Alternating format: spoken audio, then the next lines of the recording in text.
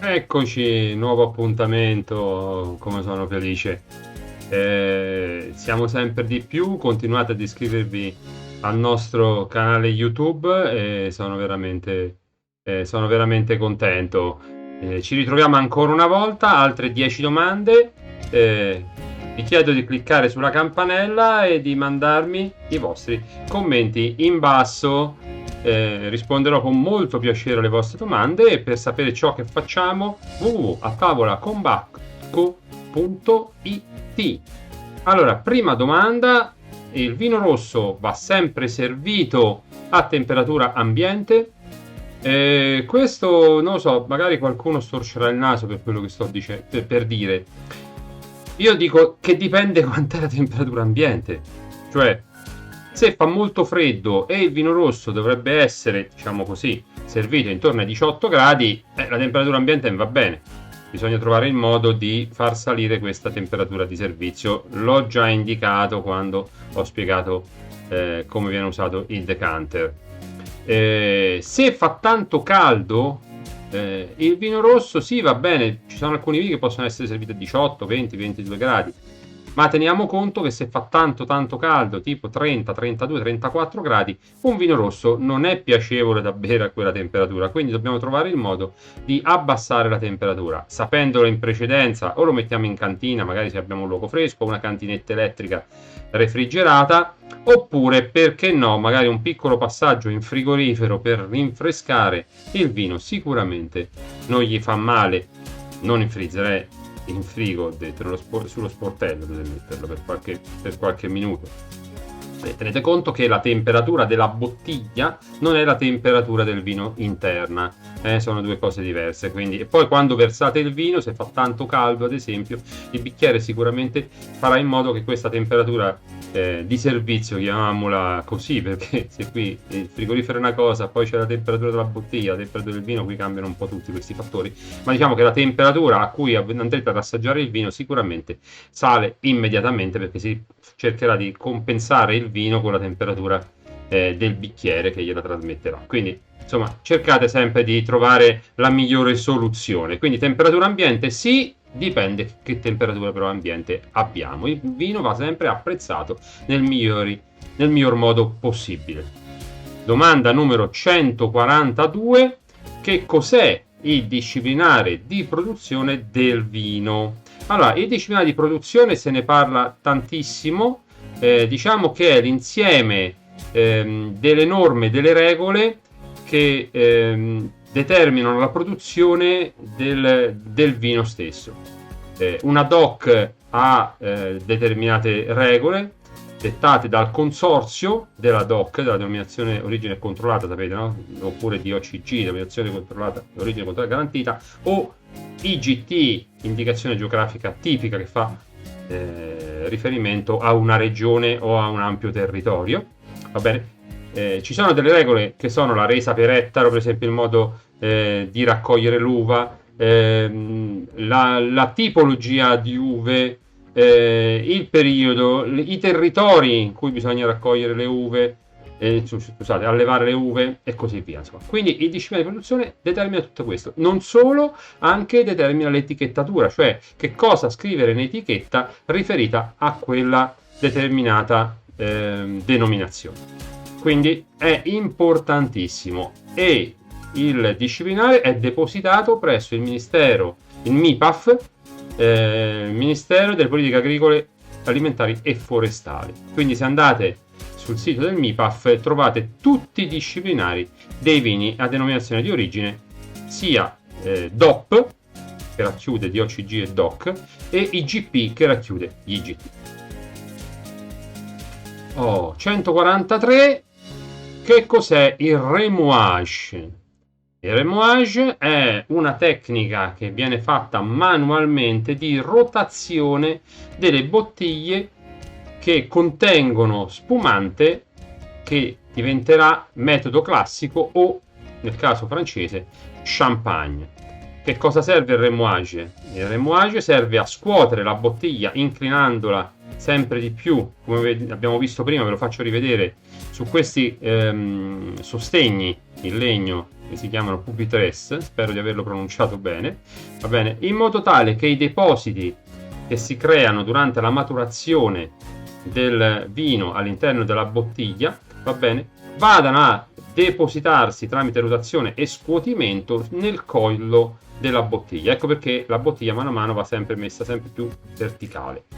Una volta che tutti i depositi sono arrivati nel collo della bottiglia, questo collo della bottiglia va messo in un liquido refrigerante che ghiaccerà il collo a circa 19-20 gradi sotto zero. A quel punto si passerà poi alla cosiddetta sboccatura, cioè si fa saltare il tappo, il gas all'interno della bottiglia farà in modo che saltano questi depositi, va bene, e il vino rimane bello limpido e pulito. Questo è uno dei piccoli tratti, diciamo, nella spiegazione con cui descriviamo la produzione di spumante metodo classico o di champagne. È una dei termini, va bene, tipo sboccatura, va bene, cioè è il momento in cui si fa saltare praticamente questi depositi, si fa saltare il tappo, si fa saltare questi depositi. Quindi la bottiglia è la stessa che viene utilizzata per il remouage, è la stessa che poi noi troviamo in vendita, ma una volta prima del remouage all'interno c'erano delle fecce, c'erano depositi di tartrati, c'erano i lieviti. Quando andiamo ad acquistare noi invece è bello pulito, proprio perché con un corretto remouage riusciamo poi a espellere tutti quanti i depositi all'interno della bottiglia. Se ci stanno domande, chiaramente nei commenti e sarò lieto di spiegarlo meglio. Cosa si indica con il termine blend?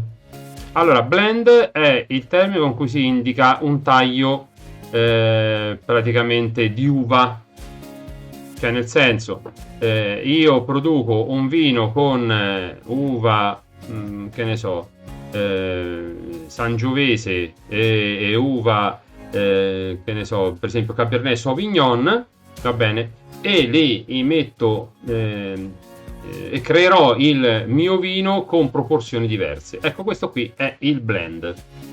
Quando invece poi parliamo di come si fa lo spumante, non utilizziamo la quantità, la percentuale di uva, ragioniamo su una percentuale di vino, che è una cosa diversa.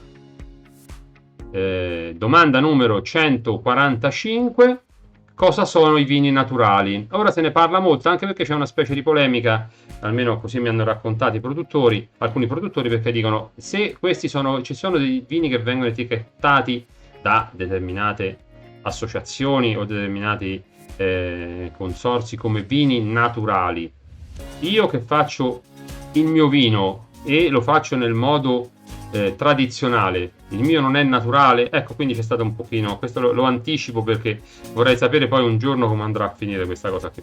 Però con il termine vini naturali sono vini che vengono prodotti con metodi legati al territorio, senza forzature di nessun tipo, senza forzature tecnologiche di nessun tipo.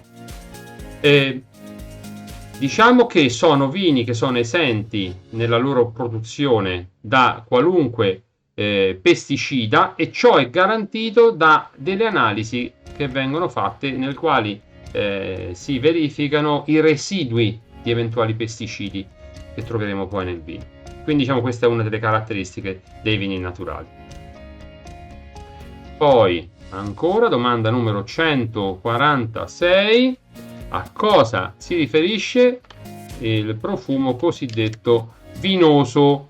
Allora, questo è uno dei vari termini che viene utilizzato durante la degustazione del vino. Allora, assaggiamo un vino, in particolare quelli rossi, e diciamo: ah, questo qui, ecco, vinoso, profumo vinoso. È il profumo che ricorda la cantina. Faccio un esempio: settembre, io vivo in Umbria e magari si passa vicino alle splendide cantine che diciamo che troviamo nel nostro territorio, e percepiamo questo odore di mosto, quindi di produzione del vino vero e proprio, no? Oppure questo è il profumo del vino, del mosto mosto in fermentazione. Quindi stiamo creando, stiamo producendo vino. Ecco, è un profumo inconfondibile. Io lo paragono al profumo ancestrale del pane, ad esempio, a cui siamo legati da sempre. Noi ce lo portiamo avanti da millenni questo profumo e lo riconosciamo immediatamente. Lo stesso discorso è quello del profumo vinoso, del mosto praticamente in fermentazione in cantina. Il vinoso io lo associo anche a quando durante l'anno, per esempio, visitiamo delle cantine e le barricche o le botti trasudano, diciamo così, tramite le porosità del legno il profumo del vino che è in maturazione. Ecco, quello lì per me anche è un profumo detto, che possiamo dire, etichettare così come vinoso. Domanda numero 147. Questo è valido per la degustazione, quando assaggiamo un vino, proprio assaggio in bocca vero e proprio. Qual è la sequenza dei sapori percepiti in bocca durante l'assaggio del vino? Allora, io li ho racchiusi, diciamo, proprio in una sequenza vera e propria. Valutazione visiva, valutazione olfattiva, valutazione gusto-olfattiva. Il primo sapore, diciamo così, che percepisco in bocca è quello dello zucchero. È legato a quando eravamo bambini. Quindi è chiaro che noi il dolce, lo zucchero, non solo ne siamo attratti, almeno molti ne sono attratti, io sono uno di quelli, perché a me i dolci piacciono molto, e di conseguenza è il primo che percepiamo. Una volta si diceva che si percepiva sulla punta della lingua, in realtà non è così. Forse la zona si percepisce di più, ma si percepisce in bocca un po' dappertutto lo zucchero. Quindi il primo è lo zucchero, quindi la dolcezza. Successivamente l'acidità, la freschezza, quindi la salivazione. Un vino fresco, un vino che ha una spiccata acidità, ad esempio, ci fa salivare moltissimo. Se ha una media freschezza, una media acidità, ovviamente saliveremo di meno e così via. Salato, quindi sapidità, che praticamente è insieme o quasi arriva poco dopo l'acido, quindi la sapidità, va bene, sulla parte posteriore ai lati sempre della lingua, e poi l'amaro arriva per ultimo. Non è un caso che spesso le degustazioni dei vini, se leggete, ci sta scritto termina con un piacevole retrogusto amaro, per esempio, amarognolo e così via, perché è l'ultimo che noi percepiamo sul fondo della lingua. Al centro della lingua possiamo percepire anche un altro sapore, ma che è un esaltatore di sapore. In realtà, più che da solo, dovremmo pensare che ci eleva la percezione di tutti gli altri sapori, quindi amaro, acido, sapidità e dolcezza, che è l'umami, che è il glutammato di sodio, ne abbiamo già parlato. Questi sapori interagiscono tra di loro e ci fanno apprezzare le qualità gusto-olfattive del vino, perché poi ovviamente qui intervengono anche i profumi che prima all'esame olfattivo abbiamo percepito, ma con l'assaggio li percepiamo anche di più, specialmente con il retro olfatto. Domanda numero 148, consueto suggerimento per l'abbinamento gastronomico: qual è il miglior vino da abbinare alle lasagne alla bolognese? Allora, lasagne alla bolognese, ecco, le lasagne, non la pasta al forno, ma le lasagne. Quindi diciamo le lasagne, teniamo conto, è farina, uova, poi utilizziamo per creare questi strati, ci mettiamo magari besciamella sopra, i vari strati li alterniamo con del ragù alla bolognese, con carne di manzo e carne di maiale, del pomodoro e magari delle spolverate di parmigiano. Quindi qual è il fattore primario di questo piatto qui? Io direi, oltre che la carne, oltre che il pomodoro, è la struttura. Questo è un piatto strutturato, quindi un buon vino di buona struttura, non dico deve essere strutturatissimo, ma di buona struttura. Poi rosso o bianco? Abbiamo bisogno di tannini? Ad esempio, abbiamo bisogno di tannini? Probabilmente sì, tenendo conto dei vari componenti che praticamente fanno parte di questa preparazione gastronomica. Abbiamo la carne, abbiamo quindi succulenza. Ecco che interessa il tannino. Succulenza, vi ricordate, io mastico Ecco, poi dovremo tornarci sopra la succulenza, ma io mastico e creo praticamente liquido, saliva praticamente, e quindi ho bisogno di tannicità. È un piatto che diciamo richiede alcol, sicuramente richiede una buona dose d'alcol, quindi io qui direi 13 e mezzo almeno di gradi alcolici ci voglio. Quindi rosso 13 e mezzo gradi alcolico, buona struttura, quindi lo scheletro del vino, ricordatevi, va bene,